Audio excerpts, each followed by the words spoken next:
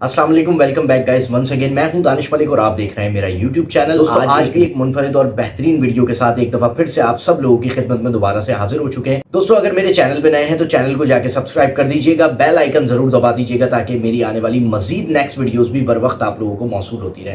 तो चलते हैं आज की वीडियो की जानिब। तो आज हम जिस बेकरी के हवाले से आपसे बात करेंगे वो ना सिर्फ सिंध बल्कि पूरे पाकिस्तान के अंदर मशहूर और मारूफ बेकरी है। तो दोस्तों इस बेकरी के पीछे की स्टोरी क्या है, इसे खोलने का मकसद क्या था और बेकरी आजकल किन हालात में, ये सब कुछ इस वीडियो के अंदर है। दोस्तों हम बात कर रहे हैं बंबई बेकर्स के हवाले से जो गुज़िश्ता सवा सदी से लोगों को उसी नफासत और जायके से भरपूर केक जो है वो सर्व कर रही है। दोस्तों इसी के साथ साथ मैं आपको बता दूं कि ये किसी मशीन का कमाल नहीं है बल्कि ये इंसानी हाथों का कमाल है और उसके पीछे छुपी रेसिपी। दोस्तों हैदराबाद बंबई बेकर्स जो है वो 1911 में इसकी बुनियाद रखी गई और ये इस वक्त 1.25 एकड़ रकबे के बंगले के अंदर मौजूद है। और इस बेकरी का अगर केक आपको खाना है तो आपको एक लंबी कतार में लग कर इंतज़ार करना पड़ेगा और तब जाके आपका नंबर आएगा। बिल्कुल, और इस केक को हासिल करने के मखसूस टाइम है, उस टाइम के बाद उस बेकरी में आपको केक सर्व नहीं किया जाएगा।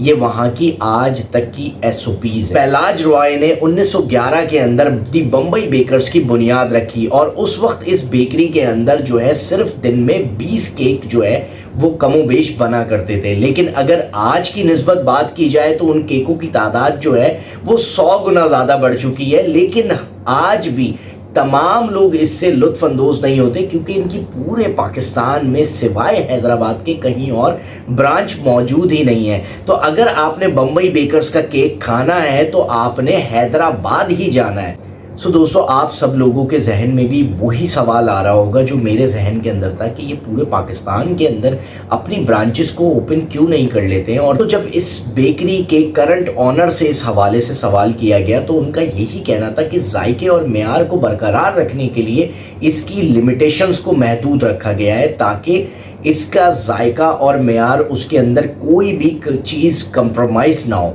तो इसलिए इस बेकरी की पूरे पाकिस्तान के अंदर सिर्फ एक ही ब्रांच है और उसी ब्रांच से आप बंबई बेकरी का केक जो है वो ले। दोस्तों हैदराबाद के अंदर अगर बात की जाए तो पाकिस्तान बनने से पहले ज़्यादातर हिंदू कम्युनिटी वहाँ पर आबाद थी और इसी वजह से वहाँ पे इस बिज़नेस को ओपन किया गया। लेकिन आज भी ये बिजनेस अपनी जगह कायमो दायम है। दोस्तों इसी वजह से सिंध गवर्नमेंट ने इसकी तारीख को देखते हुए इसे एक तारीखी विरसा करार दिया है।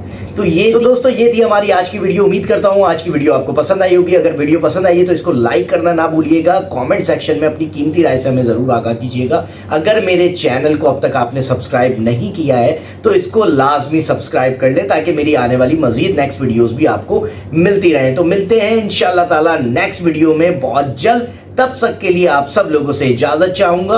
अल्लाह हाफिज़।